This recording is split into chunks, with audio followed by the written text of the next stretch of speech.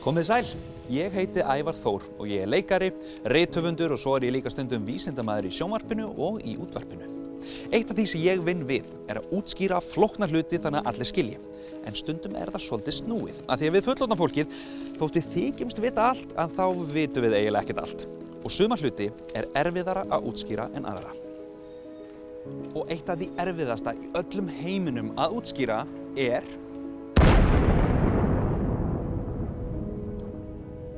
en við ætlum að reyna. Frá því að elstu menn muna hafa verið stríð. Og ástæðurnar fyrir stríði geta verið margar. Einhver vill eitthvað, einhver ósáttur, einhver vill hefna sín. Listinn óralangur. Og í stað þess að setjast niður og ræða málin ákveðið að berjast, sem ömurlegt. Sum stríð stutt, önnur löng og enn önnur hafa meira að segja staðið svo lengi að enginn man hvers vegna þau byrjuðu. Eitt af því hræðilegasta við stríð staðreyndin að það ekki bara þeir sem berjast í stríðinu sem finna fyrir því. Nei, óbreyttir borgarar, venjulegt fólk og börn lenda oftar en ekki í því að skyndilega þorpið þeirra eða borgin orðið stríðsvæði. Spáið í það hvað það gersamlega hræðilegt. Einn daginn ertu bara að skreppa út í sjoppu, daginn eftir þá getur ekki farið út úr húsi af því að það of hættulegt. Stríð mörg og mismunandi og eiga sér stað allan heim. Við á Íslandi samt svakalega heppin, því hér ekkert stríð. En það þýðir þó ekki að þau koma okkur ekki við. Langt í burtu land sem heitir Sýrland. Sýrland 5054 kílómetra frá Íslandi sem jafn langt í burtu og ef við myndum keyra hringinn í kringum Ísland 4 sinnum. Það mörg pissustopp sko. Sýrland í vesturhluta Asíu sem bæði stærsta og fjölmennasta heimsálfan.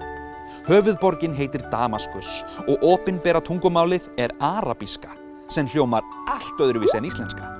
Hlustiði bara. شكرا أيضا. هذا صحيح. اللغة العربية تختلف كثيرا عن اللغة الأيسلندية. الآن أنا أتكلم اللغة العربية. Sýrland eins og 1,5 Ísland á stærð, en þar bjuggu fyrir stríðið 70 sinnum fleira fólk en hér heima á Íslandi. 23 milljónir. Þar býr fólk á öllum aldri, strákar, stelpur, kallar, konur og þar auðvitað alls kyns dýr af öllum stærðum og gerðum. En hvers vegna ég að segja ykkur frá Sýrlandi? Jú, því í Sýrlandi stríð. Árið 2011 hófst stríðið í Sýrlandi.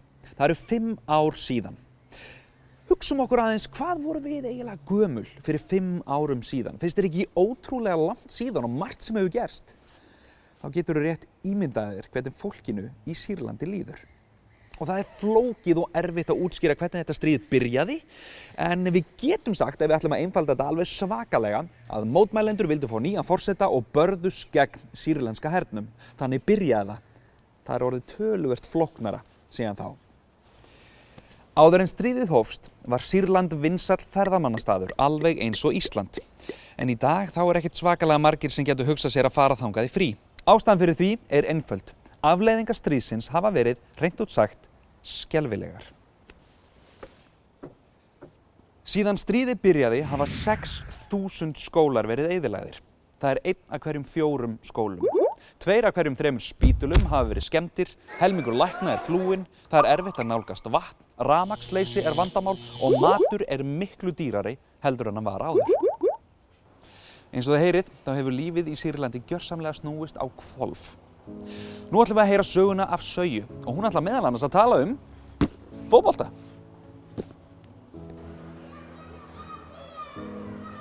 Áður en að stríðið hófst var öruggt að fara út. Við þurftum ekki að hafa áhyggjur á því að eitthvað slæmt myndi gerast. Lífið var mjög fallegt. Vinir mínir dóu þegar sprengjurnar komu. Fatima vinkona mín, Sara, Sirda og Vala. Ég missti fótinn. Skólinn minn langt í burtu. Ég verð mjög þreytt á að ganga þangað. Þetta erfitt, en hvað á maður annað að gera? Ég elska skólann. Einhver sem ekki elskar að læra? Ég og vinir mínir lærðum saman. Við skiptumst á að lesa hvert fyrir annað. Við leikum okkur líka. Það er erfitt að hafa ekkert rafmagnsljós þegar maður er að læra. Ég vakna snemma á morgni til að læra. Ég skil ekki alltaf allt sjálf. Ég vildi að það væri ykkur hér til að útskýra fyrir mér það sem ég skil ekki. Fóturinn minn er það dýrmætasta sem ég á. Ég elska karate og fimleika. Ég æfði einu sinni fimleika. Ég elska að spila fótbolta. Þegar ég er í fótbolta líður mér eins og ég hafi ekki misst neitt. Ósk mín fyrir Sýrland er að verða eins og áður. Ekkert meira stríð. Ég vona að við getum farið út úr húsi og komið örugg aftur heim. Ekki farið út og komið aldrei aftur. Að við getum lifað eins og áður. Vegna stríðsins í Sýrlandi hafa fjöldamargir þurft að flýja heimili sín. En hversu margir þurft að flýja, kann einhver að spyrja? Jú.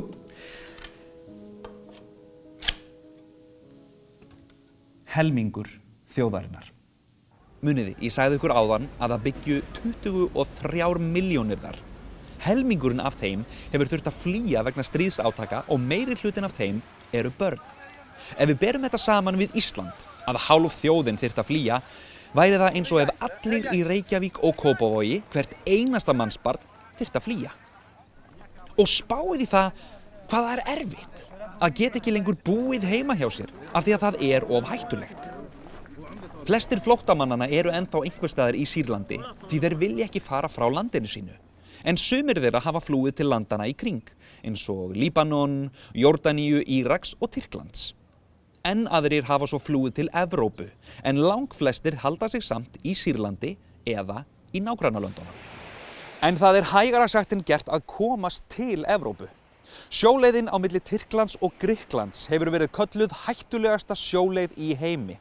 Fjöldamargir hafa drukknað á þessari leið, meðal annars vegna þess að of margir eru settir í bátana, eða einfaldlega báturinn hann lekur. Börn eru helmingur flóttafólksins frá Sýrlandi. Þannig hefur það verið frá upphafi stríðsins. Þessi börn þurfa hjálp og það þarf að tryggja þeim réttindi sín. Börn eiga aldrei sök í stríði, en enga síður eru það þau sem bera mestan skaða af átökunum. Börn sem hafa flúið þurfa ofta að vinna fyrir fjölskyldunum sínum, því það er erfitt fyrir fullorðið flóttafólk að fá leyfi til að vinna í löndunum sem það flýr til. En það þýðir auðvitað að börnin þau fara ekkert í skóla á meðan þau eru að vinna, sem hefur svakalega slæm áhrif á framtíð þeirra. Við skulum kíkja til hans Ammars. Hann hefur einmitt þurft að hjálpa foreldurum sínum vegna þess að þau hafa átt í erfiðleikum með að fá vinnu sjálf. Kíkjum til hans. Þeir leyfðu okkur ekki að koma með neitt með okkur frá Sýrlandi. Þeir sögðu að bíllinn væri lítill og það væri ekki pláss. Ég vildi taka allt dótið mitt með mér, en ég gat það ekki. Ég átti hluti sem vantaði, eins og stígvélin mín og dótið mitt. Ég mátti ekki taka það með mér. Mér líður ekki lengur eins og barni. Ég leik mér ekki eins mikið á áður. Ég vakna á hverju morgni, tek skóflu og byrja að grafa. Einn daginn er ég að vinna, þann næsta er ég að bera vatn. Ég byrja að vinna af því að pabbi gat ekki lengur unnið, ekki heldur mamma, svo ég byrjaði að hjálpa til þannig að við getum keypt það sem vantaði.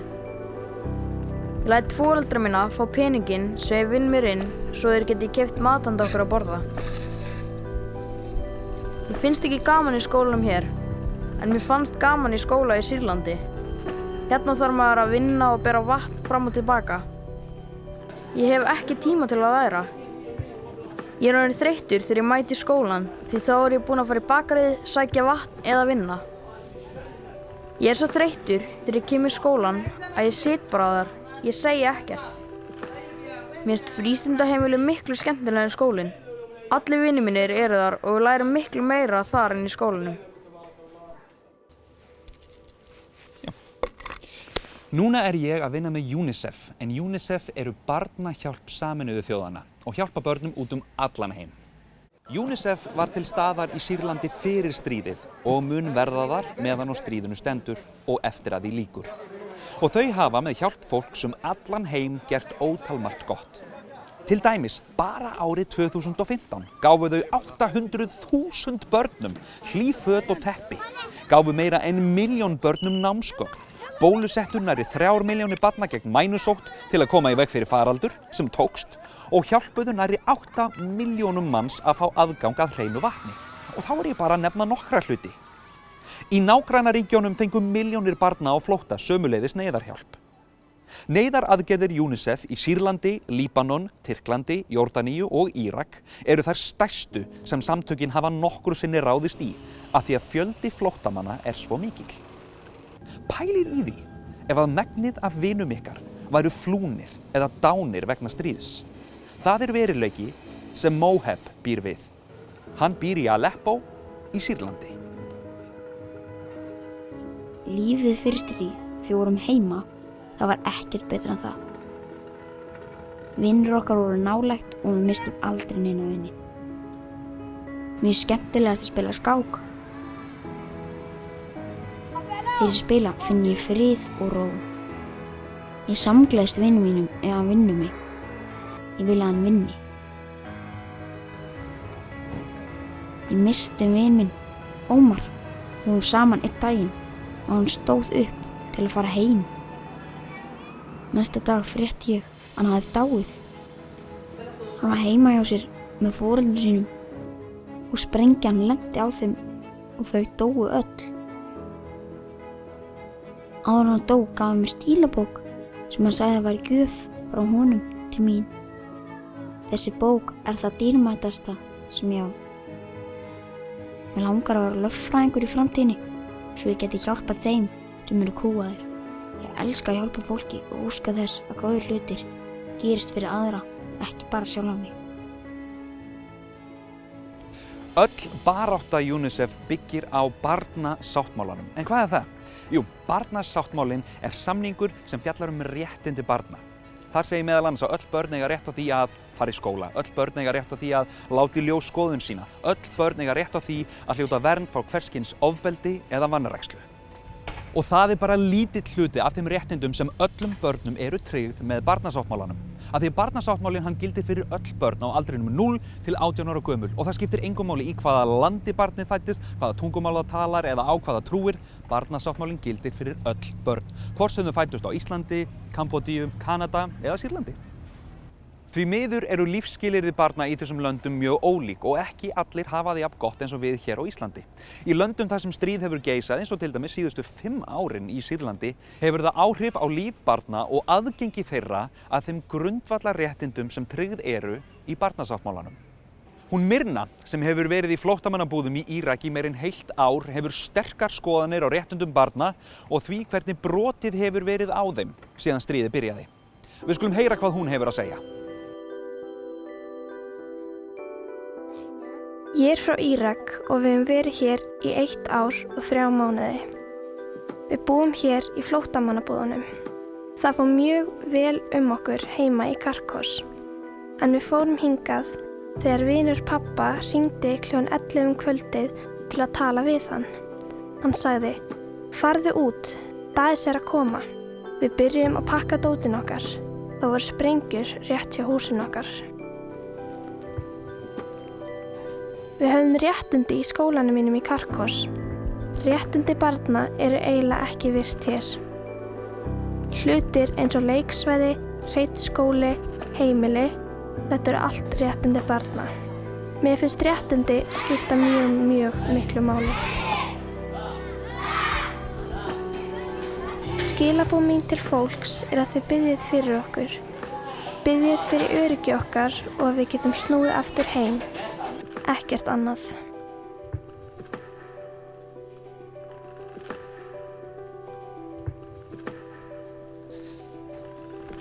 Það eru 2 spurningar eftir. Og svo fyrri þessi. Hvers vegna í ósköpunum kemur þetta okkur við? Munið, Sýrland alveg lengst í burtu. Vegalengdin jafn löng eins og að við myndum keyra 4 sinnum hringinn í kringum Ísland. Hvers vegna í ósköpunum kemur okkur þetta við? Þið vitið, þetta bara eitthvað fólk út í heimi. Fólk sem við þekkjum ekki einu sinni. Þessar upplýsingar kom okkur við vegna þess að þótt við mannfólkið séum ólík að mörgu leyti, erum við líka ótrúlega lík. Það skiptir engum máli hvort maður sé strákur eða stelpa, með ljósa eða dökka húð eða hvort maður trúi á þennan guð eða hinn. Við erum öll manneskjur og við eigum öll sömu réttindin og við eigum líka öll heima í sama húsinu, jörðinni. Þess vegna eigum við að hjálpa hvort öðru. Það er ekkert flóknar en það. Þá er það seinni spurningin. Hvað get ég gert? Þátttaka þín í UNICEF-hreyfingunni getur skipt sköpum. Þú getur hjálpað öðrum og látið gott að þér leiða. Segðu foreldrum þínum eða vinum frá því sem þú lærðir í dag og svo mun skólinn þinn standa fyrir sérstökum viðburðardegi þar sem þú getur tekið áskorunum og safnað áheitum. Það er margt sem þú getur gert. Ég sagði í byrjun að við hér á Íslandi værum svakalega heppin og við erum það. Hér geisar ekki stríð, hér er hreint vatn í krananum og öll börn fá að fara í skóla. Verum þess vegna góð hvort við annað og alla þá sem verða á vegi okkar. Hugsum til þeirra sem hafa það ekki eins gott og við og látum gott af okkur leiða. Fyrir þá sem vilja vita meira UNICEF-hreyfinguna eða barnasáttmálann þá mæli ég með myndböndunum hér til hliðar. Takk fyrir að horfa, takk fyrir að hlusta og góða skemmtun á viðburðardeginum. Munið að það skiptir mestu máli að taka þátt og hafa gaman. Bolta!